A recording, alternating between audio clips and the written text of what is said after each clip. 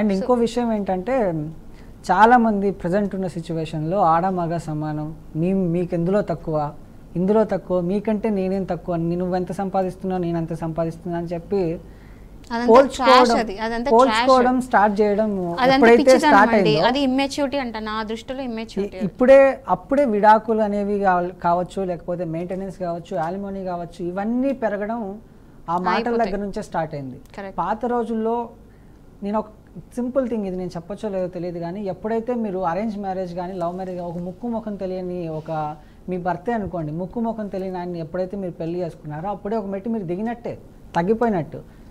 అట్లా ఆ తగ్గడంలో నెక్స్ట్ టైం మళ్ళీ మీరు ఆ ముక్కు ముఖం తెలియని ఇంటి వ్యక్తికి వెళ్ళి, అదే పెళ్లి చేసుకున్న తర్వాత మళ్ళీ మీ భర్త అది వేరే విషయం అనుకోండి, వ్యక్తికి ఆ ఇంటికి వెళ్ళిన తర్వాత మీరు ఆ ఇంట్లో ఉన్నారంటే అక్కడే తగ్గినట్టే. ఇంక ఇన్ని విషయాల్లో తగ్గినప్పుడు చిన్న చిన్న విషయాల్లో మీరు తగ్గితే విడాకులు ఉండవు, యాలిమోనీలు ఉండవు, మెయింటెనెన్స్లు ఉండవు, ఇవేవి ఉండవు. అసలు తగ్గడము పెంచడం అనే కాన్సెప్టే స్టూపిడిటీ, ఇమ్మెచ్యూరిటీ. ఎవరైతే నిజంగా చెప్తున్నాను, ఇది క్లియర్గా వినండి. ఏ వైఫ్ అండ్ హస్బెండ్ మధ్యలో కూడా నువ్వు ఎక్కువ తక్కువ అని గొడవలు స్టార్ట్ అయినానుకో, అది ప్యూర్లీ ఇమ్మెచ్యూరిటీ అనుకోవాలి. ఎందుకంటే నిజంగా దిమాక్ ఉన్న వాళ్ళు, నిజంగా మెచ్యూరిటీ ఉన్న వాళ్ళు ఈ ఎక్కువ తక్కువ దగ్గర ఆగిపోరు, స్టక్ గారు, దాని గురించి గొడవలు పెట్టుకొని డివోర్స్ తీసుకోరు. ఎక్కువ తక్కువ అనేది ఉండదండి. ఒకటి మనం యాక్సెప్ట్ చేయాల్సిన విషయం ఏంటంటే, బై నేచర్ ఏంటంటే అబ్బాయిలు ఖచ్చితంగా స్ట్రాంగ్ ఉంటారు. అంటే ఇప్పుడు ఒక బియ్యం బస్తా మొయ్యాలంటే ఇంట్లో వైఫ్ మొయ్యలేదు, హస్బెండే మొయ్యాలి. ఇంట్లో కుకింగ్ చేయాలంటే కొన్నిసార్లు హస్బెండ్ చేసినా మోస్ట్ ఆఫ్ ద టైమ్స్ వైఫే చేయాలి.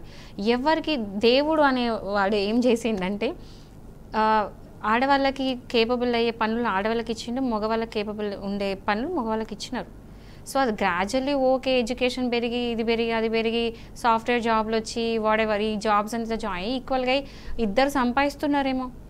బట్ ఏమంటున్నానండి, ఇంట్లో వైఫ్ అండ్ హస్బెండ్ ఇద్దరు కూడా వర్క్ షేర్ చేసుకోవడంలో మళ్ళీ హస్బెండ్ నేను ఎందుకు చెయ్యాలి, నేను హస్బెండ్ని కదా వైఫే చెయ్యాలి అని హస్బెండ్ ఫీల్ అయినంత మటుకు ఆ ప్రాబ్లమ్స్ అట్లనే ఉంటుంది.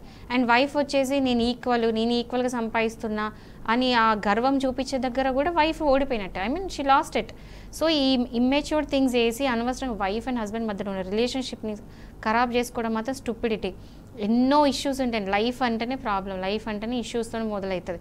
దాన్ని ఇంకా కాంప్లికేట్ చేసుకొని ఇట్లాంటి చిన్న వాటి గొడవ పెట్టుకొని ఏకంగా రిలేషన్ని ఖరాబ్ చేసుకోవడం, ఈగోస్కి వెళ్ళి రిలేషన్ ఖరాబ్ చేసుకోవడం మాత్రం purely immaturity, purely stupidity. So ఇవన్నీ కూడా మర్చిపోండి. ఏమంటారు ఎక్కువ తక్కువ వద్దండి, అది అందులోంచి బయటపడండి దయచేసి. Exactly. So coming to point, ఇప్పుడు ఎక్కువ తక్కువ ఇవన్నీ ఏదేమైనప్పటికీ ఇప్పుడు పురుషులు కానీ లేకపోతే స్త్రీలు కానీ ఒక మానసిక పరిస్థితి అనేది ఒత్తిడికి లోనవుతున్నారు. అలాంటప్పుడు ఆ ఎదుటి వాళ్ళు మాట్లాడాల్సి వచ్చింది, మాట్లాడినప్పుడు కానీ వీళ్ళు ఎదుర్కొనే అంటే మోక్షిత అంటే ఆ ఫీలింగ్ చట్టపరంగా అడ్డంకుల గురించి ఏమైనా చెప్పగలరా? మాట్లాడాలనుకున్నప్పుడు ఫ్రీడమ్ ఆఫ్ ఎక్స్ప్రెషన్ మీకు ఉంది. ఓకే, మనకు ఆర్టికల్ 19 ఏం చెప్తుంది, ఫ్రీడమ్ ఉంది, you can do anything what ever you want. మీరు ఏం చేయాలనుకుంటే అది చేయొచ్చు, మీరు ఏం చెప్పాలనుకుంటే అది చెప్పొచ్చు. బట్ ఎట్లా డిపెండ్ అవుతుంది అంటే, మీరు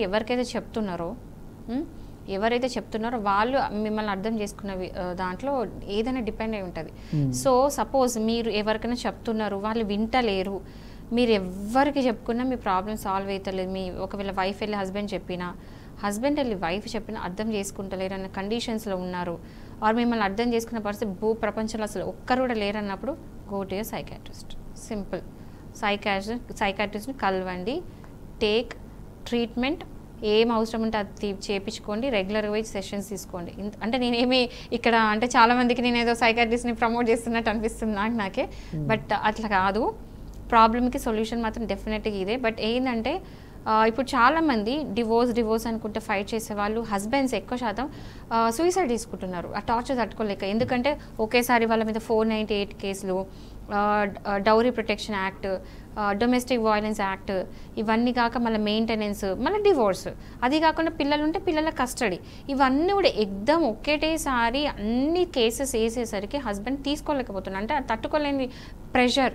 ఇది కాకుండా ఇప్పుడు హస్బెండ్ హైదరాబాద్లో ఉంటే ఆమె వెళ్ళి ఎక్కడ ముంబైలో కేసు వేస్తుంది, దానికోసం లీవ్స్ పెట్టుకొని ముంబైకి పోయి ఊకే రిప్రజెంట్ చేయడం ఆ కేసుని, దానివల్ల లీవ్స్ దొరకక అదొక మెంటల్ ప్రెషర్. సో ఇట్లాంటి మెంటల్ ప్రెషర్స్ అన్నీ ఉన్నప్పుడు మాత్రం ఒకటి చెప్తున్నా, రీసెంట్గా సుప్రీంకోర్టు ఇది కూడా చెప్పింది, ఒకవేళ ఎవరైనా సరే, చాలా మందికి తెలియదు, తెలుసుకోండి, ఒకవేళ మీరు వేరే ఊర్లో కనుక మీ కేసు ఉందనుకోండి, మీరు ఒక ఊర్లో మీ లీవ్స్ దొరకనప్పుడు మీ అడ్వకేట్ చెప్పించి మీరు ఒక పర్మిషన్ అనేది తీసుకోవచ్చు. మీరు ప్రతిసారి ప్రతి హియరింగ్కి మీరు అపియర్ కావాల్సిన అవసరం లేదు. ఫ్యామిలీ మ్యాటర్స్లో కంపల్సరీ అపియర్ కావాలని అనేవాళ్ళు, బట్ ఏంటంటే ఇప్పుడు అపియర్ కావాల్సిన అవసరం లేదు.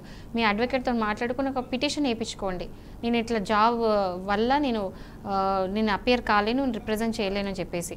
మీ అడ్వకేటే మీ తరఫున వెళ్ళి రిప్రజెంట్ చేసి మీ తరఫున ఏది ఉన్నదో అది చెప్తారు. సో ఆ ఫెసిలిటీ అనేది ఉంది. రీసెంట్గా సుప్రీంకోర్టు అమెండ్మెంట్ అంటే ఆ మార్పు అనేది తీసుకొచ్చింది.